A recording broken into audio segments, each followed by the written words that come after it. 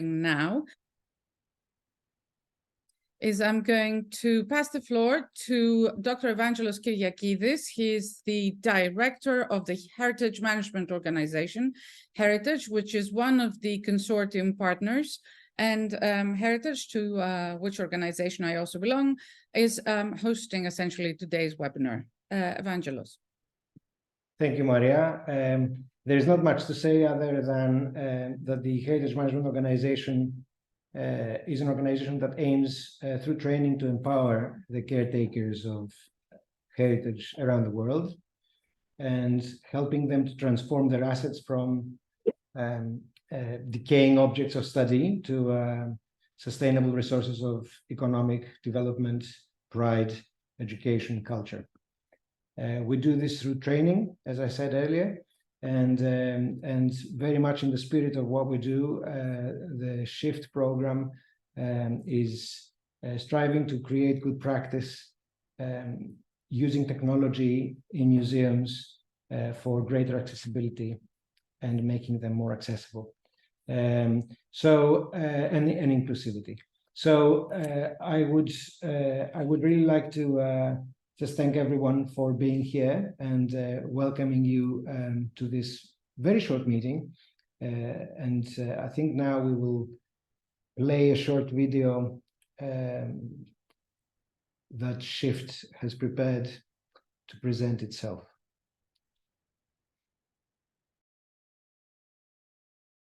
Sorry, give us a few seconds. Okay, here we go.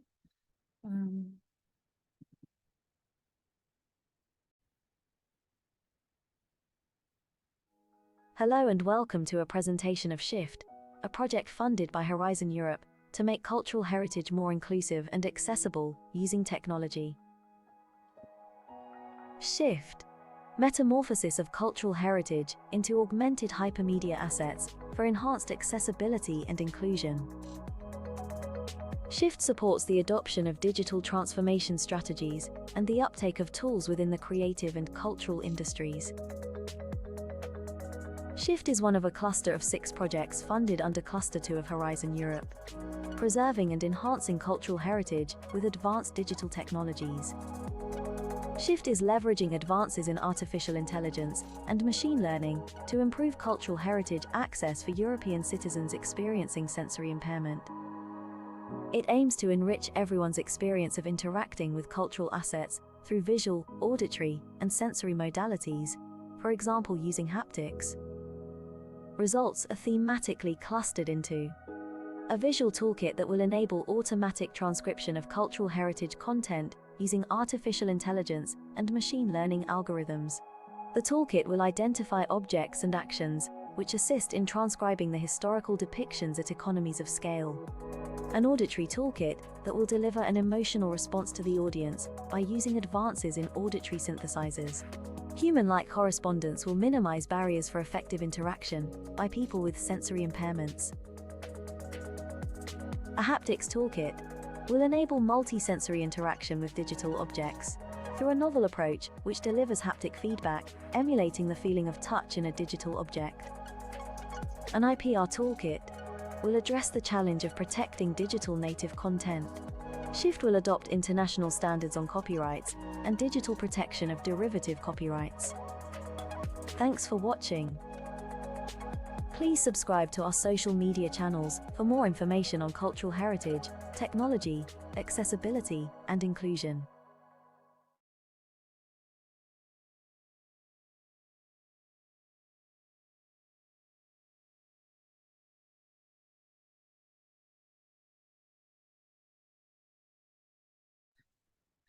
Hi there. So I'm not sure if I was muted. This was a short video on SHIFT. You can also find it on YouTube.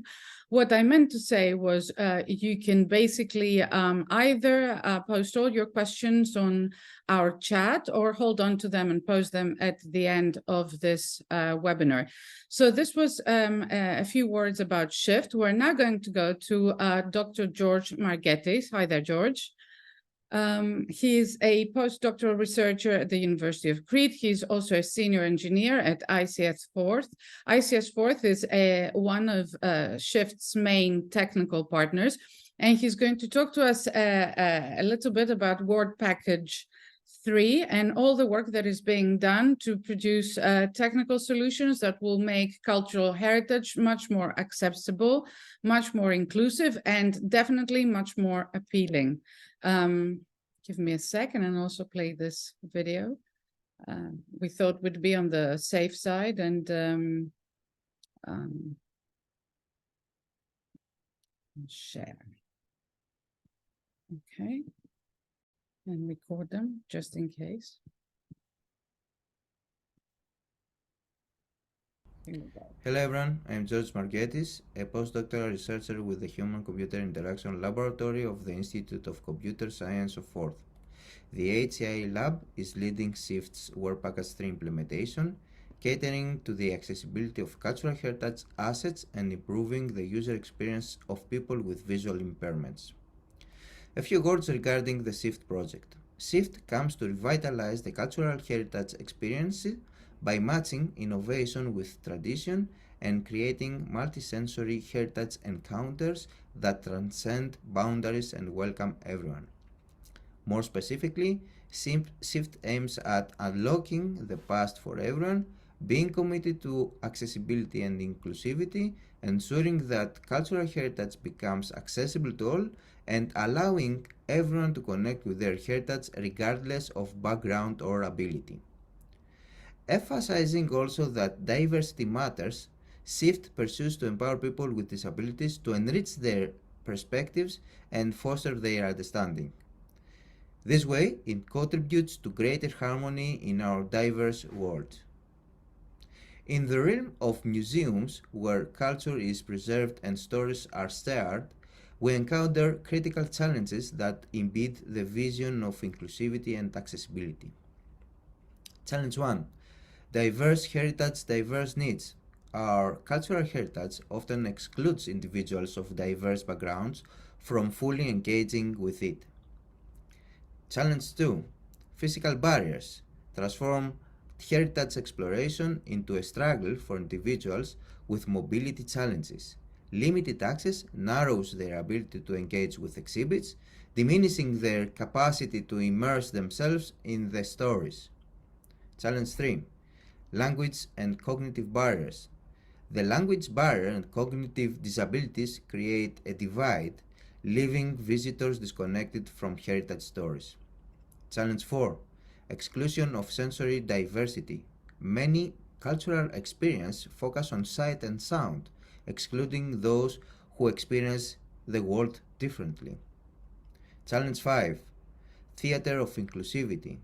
Museums should prioritize inclusivity for all visitors, but certain interactive elements and live performances may unintentionally exclude individuals with varying abilities.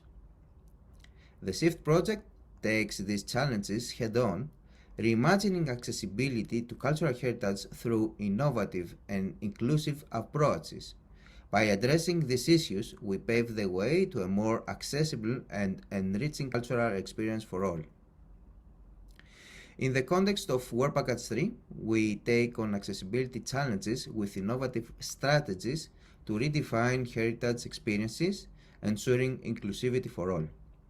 Specifically, we adopt virtual reality integration, recreating artifacts digitally for immersive experiences, multimodal access, enhancing virtual reality with haptic techniques, providing this way a more diverse engagement of the users, a complementary approach, providing tailored alternative interaction modalities to leverage user experience, tools tailored to the end user's accessibility needs, for example, designing haptic feedback methods that replicate tangible assets and providing multisensory encounters, for example, forces, vibrations, and shapes.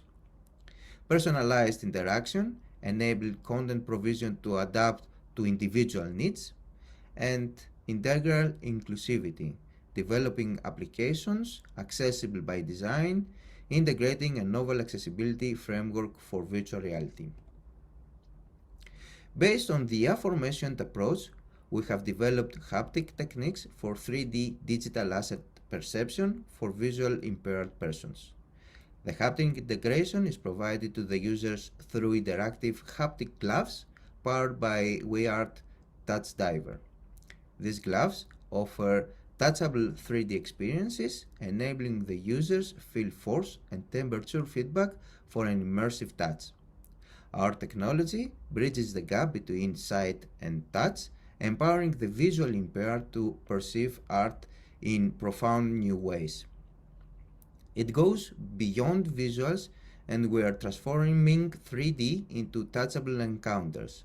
We make the gloves react to material characteristics like marble and paintings, creating a truly immersive encounter.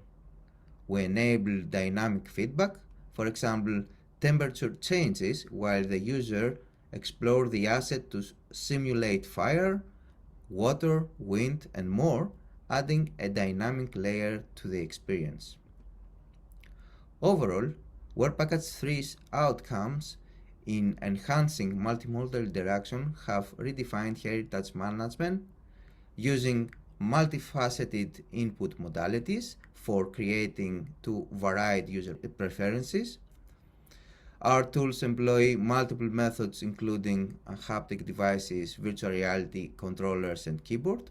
And by elevating the output channels through haptic feedback, AI-generated auditory cues, and immersive 3D soundscapes, a holistic and inclusive heritage experience is ensured.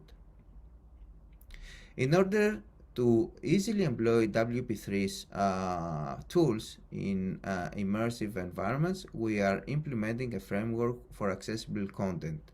Its key features include auditory feedback for extended reality environments, tactile feedback via haptic gloves, immersive 3D sound experiences for spatial awareness, adaptation of provided information to diverse needs through customizable visual settings, improved font, color, and text-to-speech capabilities, enhanced visibility of fine details via magnification lens, interactive zone navigation enabling the effortless immersive exploration of digital worlds, and personalized configurations for tailored experiences according to the user's accessibility needs.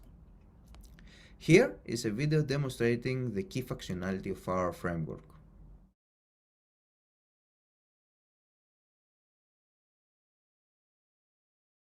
Museum, 2 rooms to explore.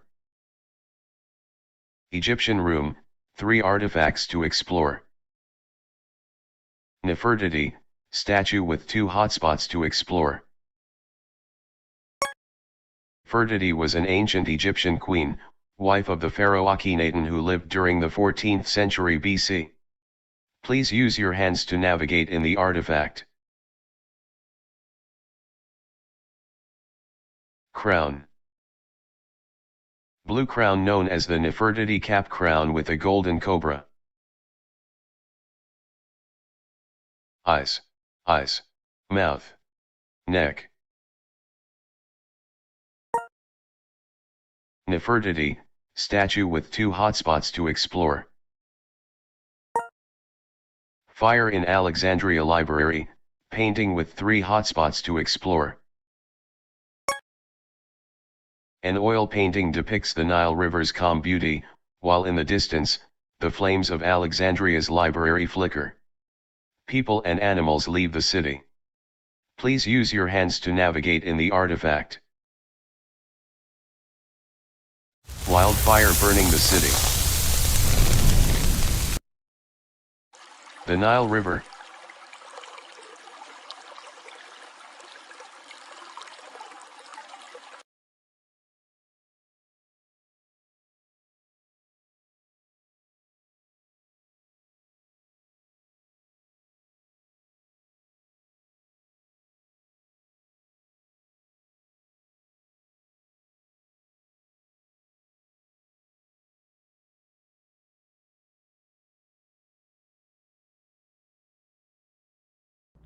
Concluding, in our pursuit of reimagining inclusivity in cultural heritage, we've acknowledged the accessibility challenges that museums face. Accessibility heritage is a universal right fostering understanding and unity. The SHIFT project embraces innovations to bridge accessibility gaps. Through multimodal interactions and tailored strategies, we are enabling diverse engagement, empowering museums to connect with all visitors, including people with disabilities. One of SHIFT's technological achievements regards the accessibility framework, which transforms extended reality experiences, ensuring individuals with visual impairments can also partake in heritage exploration. Thank you for your attention. Hi, everyone. Sorry, I understand there was a problem with the video that was being shared. It is now public, so everyone should be able to view it. Apologies for this. It was anyway so packed with information that I definitely had to watch it a couple of times. So I absolutely recommend it.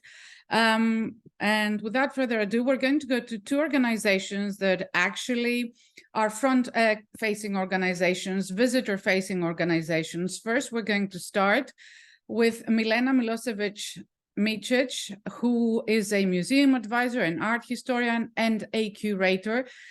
She works for the Kneževac Homeland Museum in Serbia. I'm sorry if I got any of this pronunciation wrong. The museum is also part of the Balkan Museum Network, which is a network of museums across the region. They are an important partner in this project. Milena is going to present how the Homeland Museum and other Balkan museums have tried to increase access to museums and heritage across the region. I'm also going to add this presentation link in a second. Just give me a sec to share this screen with you. And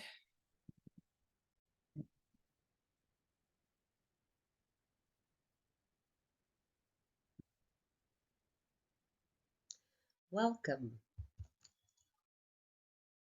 to the magical world of museums, or to the magical spaces of cultural heritage.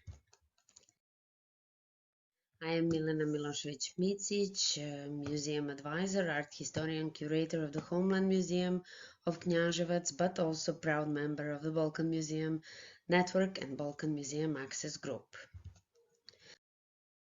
I'm going to talk about digital access, or how to become more accessible and inclusive, based on examples of our museum and also other museums from the Balkan Museum Network. Of course, when we talk about accessibility, we need to think about regulation and the fact that to live independently and to participate fully in all aspects of life means actually accessibility, or access to cultural life, to take part on an equal basis with others in cultural life of local or wider communities. Of course, to enjoy access to cultural materials in accessible formats and enjoy access to places for cultural performances or services. We need to be aware of international regulations, conventions, and other legal instruments that have been accepted all across the world. So, we need to be aware of international and national laws, policy standards, and recommendations that should also be in accordance with international conventions and other earlier mentioned regulations. We strongly believe that museums should be open for everyone, for audience, visitors, for listening, learning, adopting, changing, improving, and also implementing. And where the introduction to accessibility starts. Accessibility has to be the law for us. It can be perceivable, operable, understandable, and robust. So we need to think about this rules and principles that will provide accessibility to our collections and museums. How to do it right? Of course, follow the rules and principles of inclusive design, which brings all visual and other materials understandable and accessible for all. Of course, when we do this, we need to be aware that there are many good examples and best practices that we can find all over the world. And just in our neighborhood, we can see great examples of how people are doing it. It is visible, it is possible, and we need to consult others to follow the standards and use tools. Of course, I have to mention, and you can see on the screen, many of disability tools and other booklets that are bringing stories about accessible heritage from the Balkan museums in the region to the wider audience via, of course, site of the Balkan Museum Network, and all of them can be found in PDF and in many different languages. How do we use digital tools? We need to think about creating digital content and of course creating accessible content, and there are many different ways. Contemporary and current IT sector is developing in any second, in any minute, new forms of accessible tools, softwares, and other digital or in other equipment that can help us providing accessibility to our collections and our museums. I am presenting the examples from our museum, supported sometimes from the small grants from the Balkan Museum Network, but also other funds and our Ministry of Culture. Here on the left side of the screen you can see the digital versions of the medieval church in the 360 degrees tour as a 3D format, and also some process of pre and after restoration and conservation, but also you can see how antique art and sculpture can be connected with the paintings, with interpretation in sign language, but also transcriptions or subtitling in Serbian, English, and many other languages. Also, accessible content means that you can easily reach everything, that it is online, that it can be reached from homes, and that is understandable and perceivable, easy to handle, of course, following again the examples of our rules of the inclusive design, universal design. When we talk about the digital content, we are talking about different virtual tours, which means that our historical building that is not so easy accessible can be seen or can be visited from home or via internet. Also, when we develop applications or other information like sound guide or video guide, audio guide, we can use QR codes and other elements, supporting elements. Also, there are many ways that you can also involve augmented reality, virtual reality. You have here example of interactive informative board on the archaeological site, or on the other hand there is a booklet for children that has interactive elements, not only QR codes, but also can by using smart devices, mobile devices, you can also recognize images and start some additional content online. There are various versions of a project that is called Museum for All, Museum to Go, developed and implemented in partnership with the museums from Serbia and Macedonia, but also all over the region, based on the principle of the museum in the suitcase, but that provides accessibility for the blind persons, but also people with hearing problems, or partially sighted, or people that are deaf.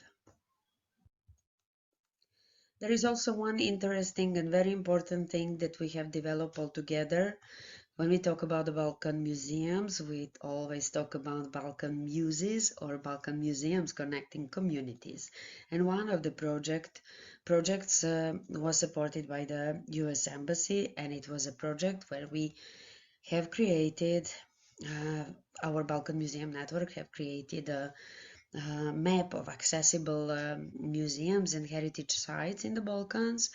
It was mainly and firstly dedicated to the accessible museums from the network, but we have also accepted applications from other museums from the Balkan region. It is interactive map, it has a booklet in PDF format, it has also other sorts of information online. It is dedicated to the visitors, but also for all other persons, professionals who are interested in this area of our work. Also, it is something that should be growing. It is, as I mentioned, interactive, and it is open, so it has interactive map, it has interactive booklet, and there is a possibility to add your museum or other cultural institution or site, heritage site, to this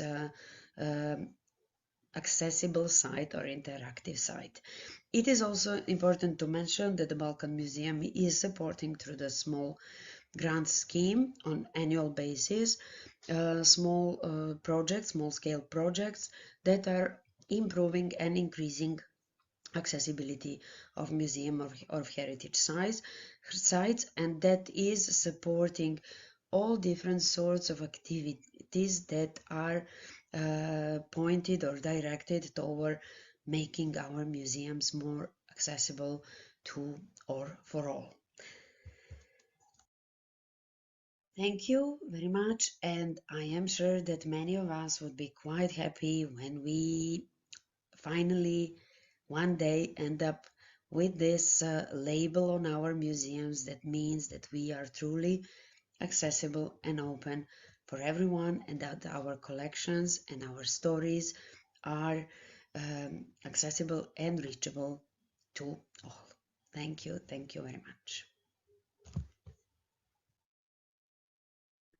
Thank you very much, Milena. For those that joined us in the last few minutes, you will find the links to the Shift presentation, the presentation of George, which was work package 3, which is all about what we're producing, the work that is currently being done by Shift partners, or by Forth in particular.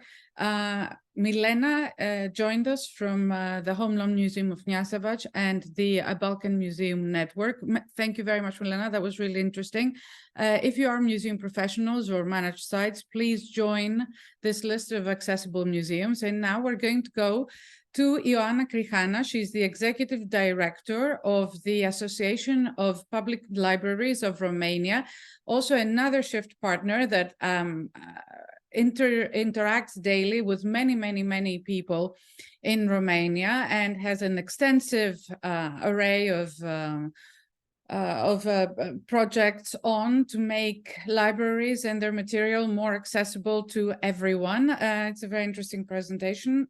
You can also access it on YouTube here on the link I've shared in the chat.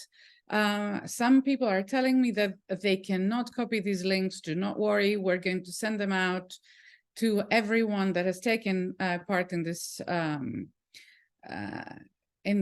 presentation, along with a link to the entire webinar. Meanwhile, you can write your questions or pose them at the end of this presentation. So here is Ioana's presentation.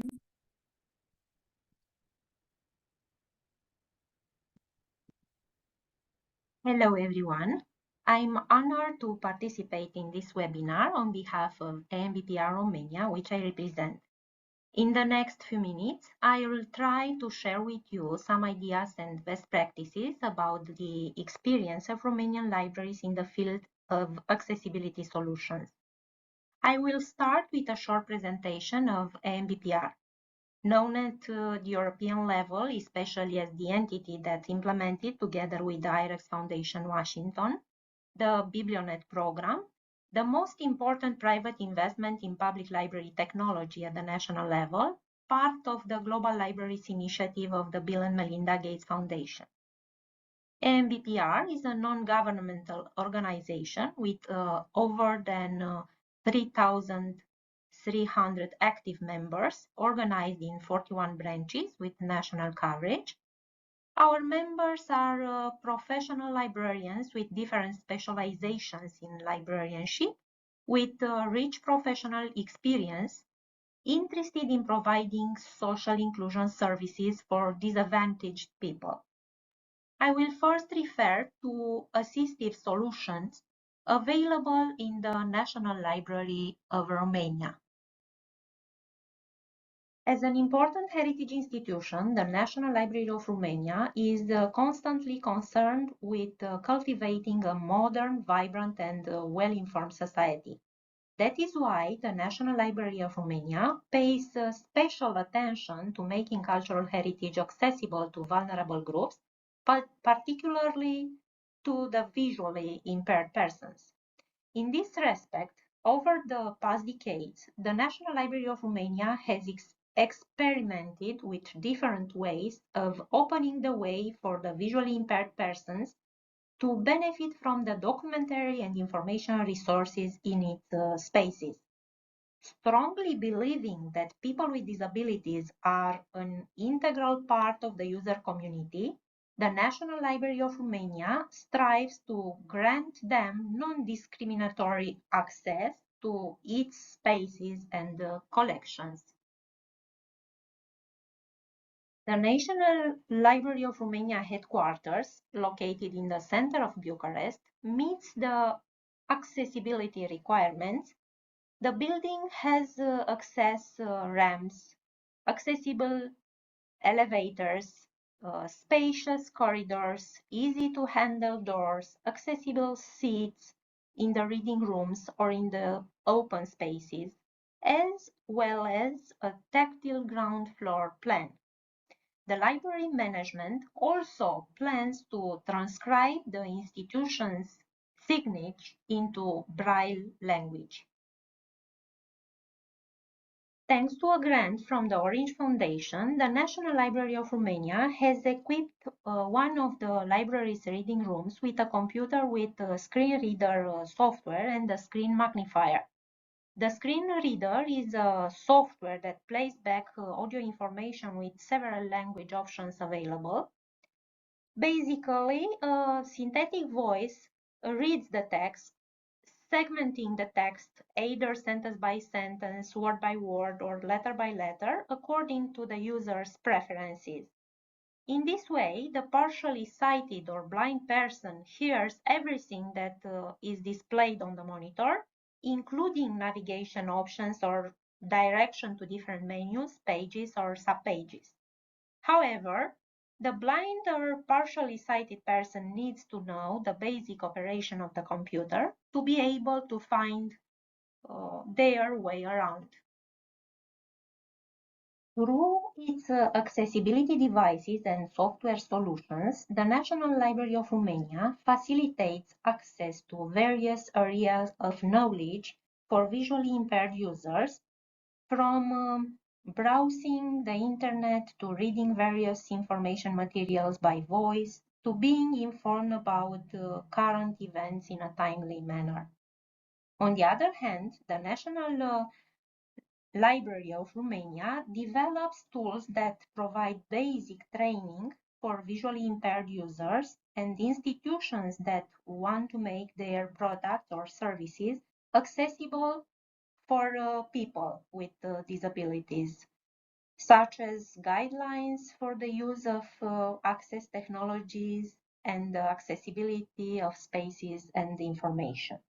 People who are not computer literate can consult the National Library of Romania collection via standalone devices. With 7 workstations equipped with a screen reader and magnifier, and 5 special scanning systems that pick up and play back by voice or in enlarged format the information or any printed document, low vision or blind users are able to autonomously display a much wider horizon of knowledge. Closed-circuit television displaying the contents of printed documents on a screen in enlarged format or using different colors and picture intensity. Reading machine, which plays back the content of printed documents by voice, and so on. The National Library of Romania also has a number of assistive tools such as graphical document touch playback device, provides tactile and audio access to maps, diagrams, and so on, or DAISY book reading devices. The National Library of Romania's approach to people with disabilities is that they should not be isolated in a reading room designed just for them, but should be included with typical users. This has been the reason why assistive devices are placed in almost all spaces allocated to the general public. Also, through the DREAM project, the National Library of Romania took possession of a Braille printer, which it made available to visually impaired users. This device is extremely useful in the education process of blind and partially sighted people. Visually impaired children learn to write in Braille, just as typical children learn handwriting. It is important that this skill is learned at an early age when tactile skills are being learned. In another project, the National Library of Romania developed a digital library for visually impaired people working through the library's electronic catalog. Basically, the bibliographic descriptions in the catalog link to the full text document accessible with a username and a password. Digital Accessible Information System DAISY books are so-called talking digital books. DAISY audiobooks are similar to other audiobooks, except that users can search, place bookmarks, navigate line by line, and select a certain playback speed. Now I will refer to the sound library of the Metropolitan Library of Bucharest. The Metropolitan Library of Bucharest is a network of public libraries under the patronage of the Bucharest City Hall, which facilitates access to information and reading for the citizens of the Romanian capital. The Metropolitan Library of Bucharest actively contributes to improving the quality of life of its users. The Sound Library for the Blind and Visually Impaired was inaugurated on 7th of March 2001 following a project implementation. The creation of the Sound Library was made possible thanks to a grant from the European Union through the European Union delegation in Romania and technical assistance through the British Council Bucharest in partnership with the Foundation for Civil Society Development.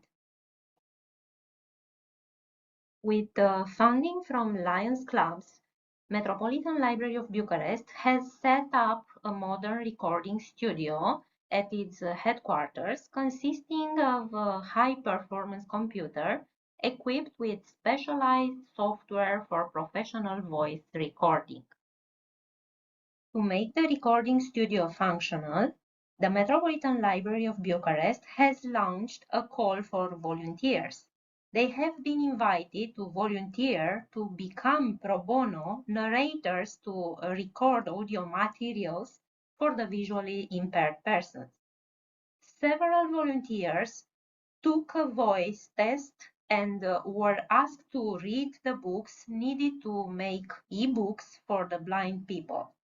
The e-book collection is continually growing. The Metropolitan Library of Bucharest Sound Library was made possible by philanthropic donations from Lions Clubs, which are interested in increasing the inclusion of the visually impaired persons.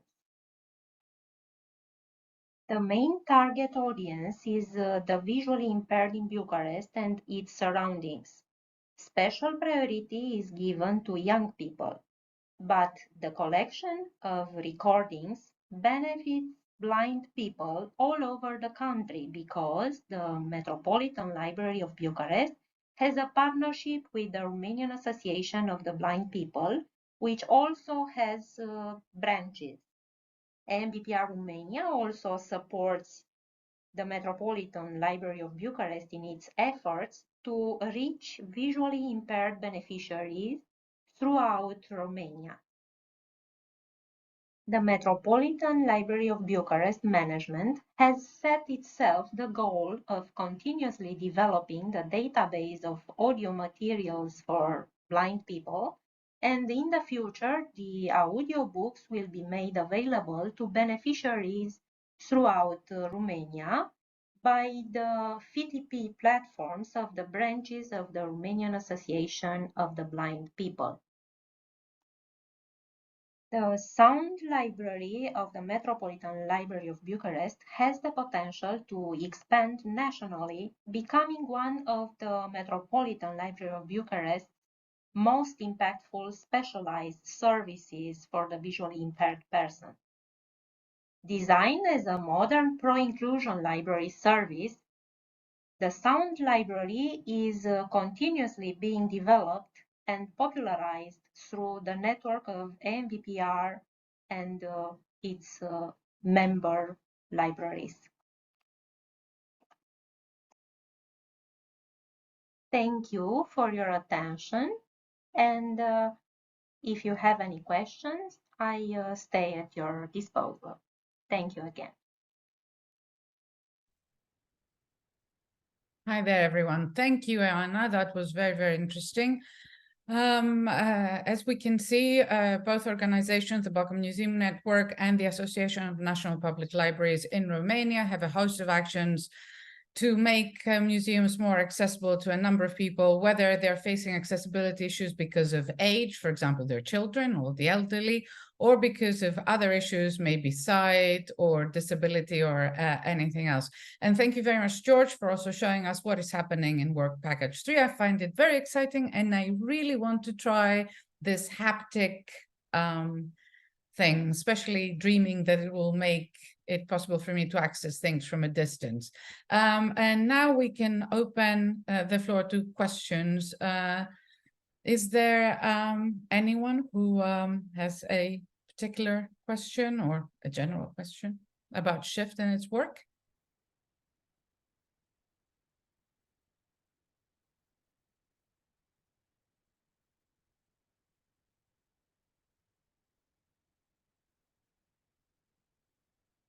I've got a question. So when will these George, I'm going to come to you, Work Package 3, when will we when we'll be able to use the first results of all this work that is being done to make heritage more exciting and accessible at the same time? Thank you, Maria. I have good news. We have just finished the first study with the help of DBSV, which is the German Association for the Blind and the Partially Sighted persons. We actually used these technologies developed in Work Package 3 with our target end users, meaning blind or partially sighted persons. And the first feedback that we got was very promising, and we are very happy about that. So we have the first version to start to give it to the people to start trying. Thank you. Thanks. Oh, excellent. That's really exciting. It will be very interesting to see what the general public make of it. I mean, it's very clear, for example, what an organization like Forth, which is an internet, which is a computer, information technology lab, has to contribute to this project. And it's very clear what an organization like the Balkan Museum Network or the Association of Romanian Libraries has to contribute. But Evangelos, I was wondering, what is Heritage's role in all of this? This is Heritage is an organization that trains those working with Heritage on how to best manage it, from project management to heritage interpretation to communicating the work. Evangelos, what is Heritage's role in this? We're already doing relevant training in digital tools for heritage managers. The technologies that kind of mature here are going to be very much incorporated into our training. I mean, the Heritage Management Organization has really trained more than 2,000 professionals from more than 100 countries. So this is beyond Europe. And hopefully, heritage managers from around the world are going to benefit from these advances. And the conclusions that we draw from the application of these advances during the course of this program. And Heritage is, I understand, we're going to put together also training sessions for people to familiarize themselves with these tools, yes? Exactly. I have a really interesting contribution from Evangelia Katrinaki,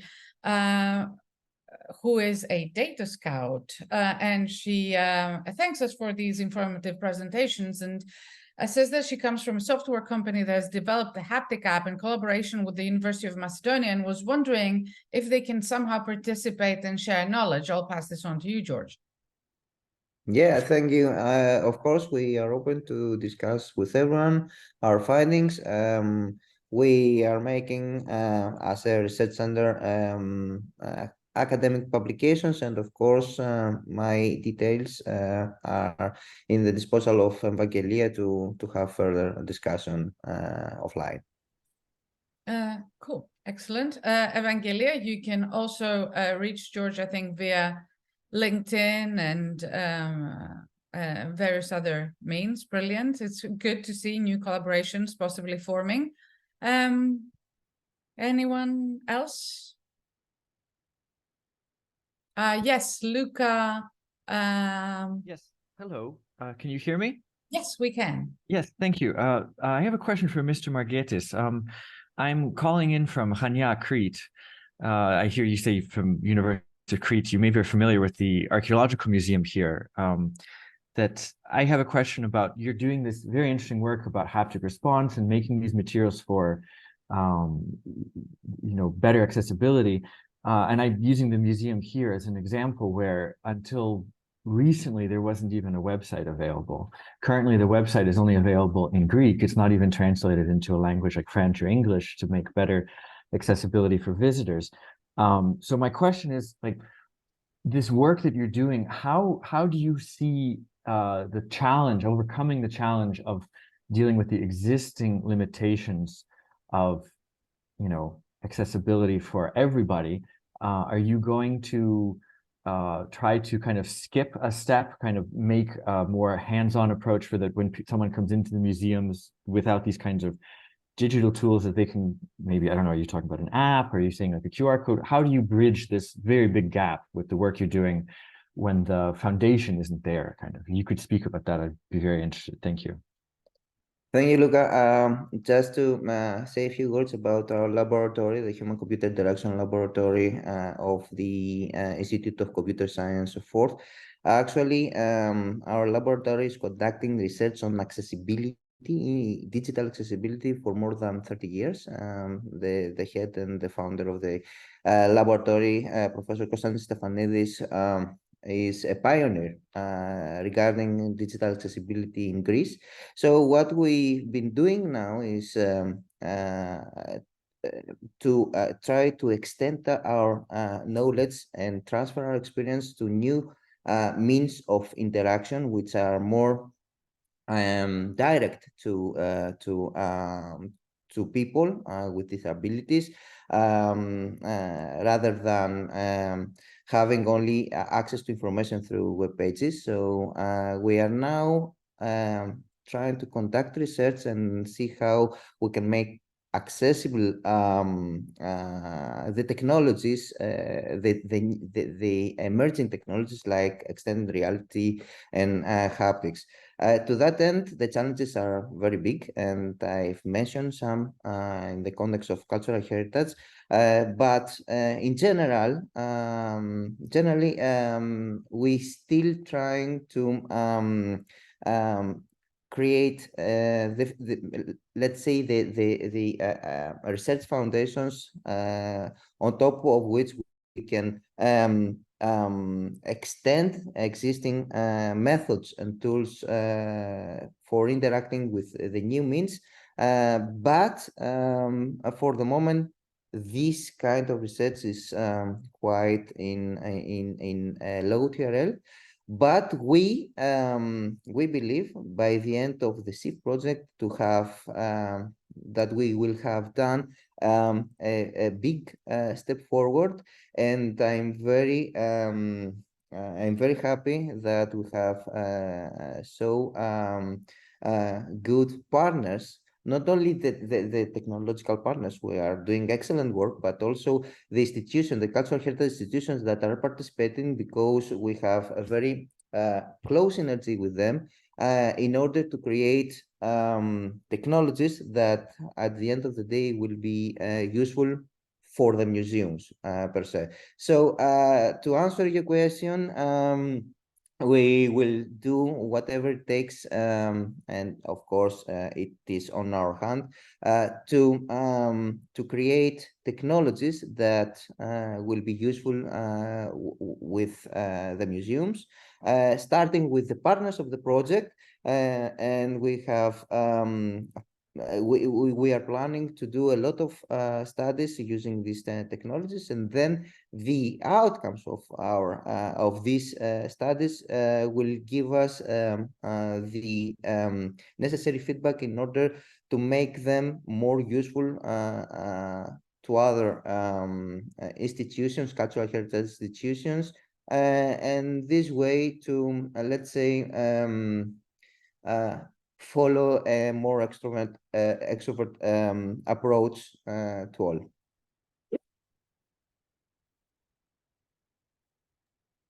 Thank you. Thank you very much. I was wondering then maybe perhaps that if the study is ongoing, I understand, but is it maybe that you're finding it better to kind of bypass these more traditional means for this more direct results, as you're saying, these more direct methods of communication?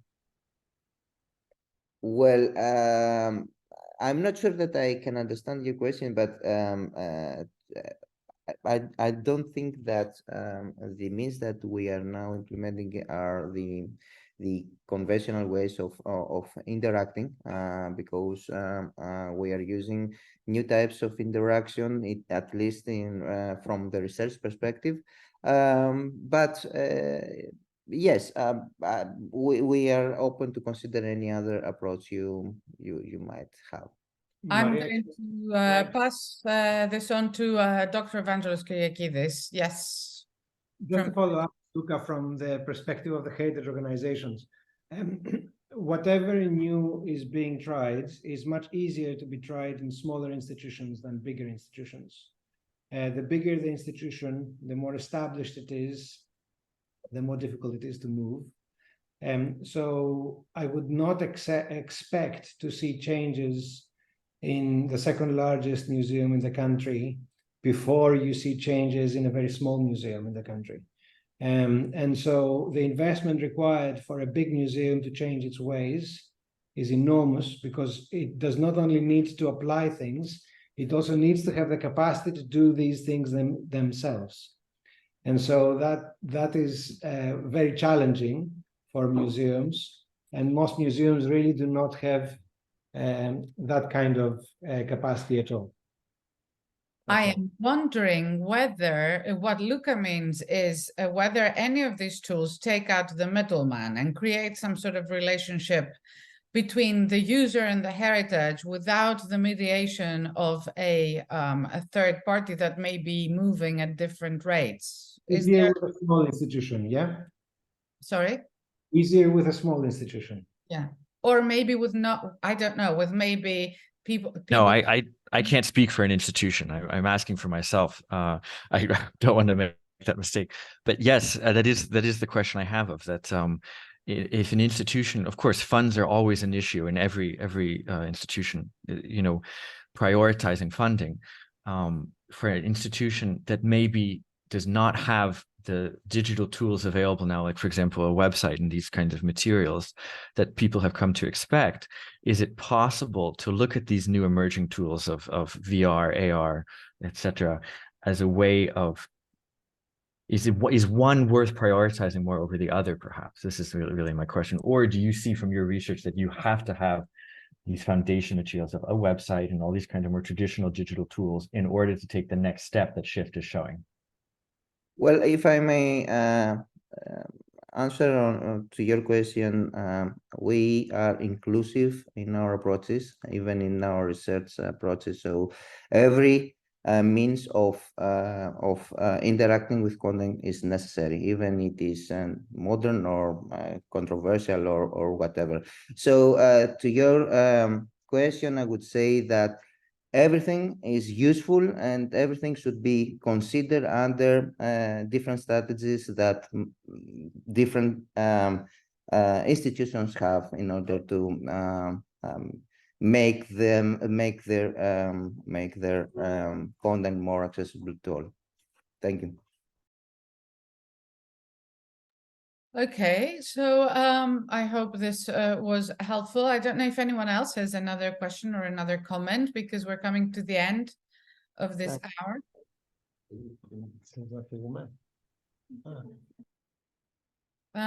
Okay, so everyone, we're going to be in touch again. We're going to email you with the link to the video of this presentation and with updates from our project. And if anyone wants to reach out, you can find us on LinkedIn, you can find us on Facebook, on Twitter, and obviously on the contact email you will find on our next communication. So thank you very, very much for all your help, and particularly thank you to Evangelos, George, Milena, and Ioanna. Hopefully we'll see you again very soon with another webinar and an update of how far along we've come.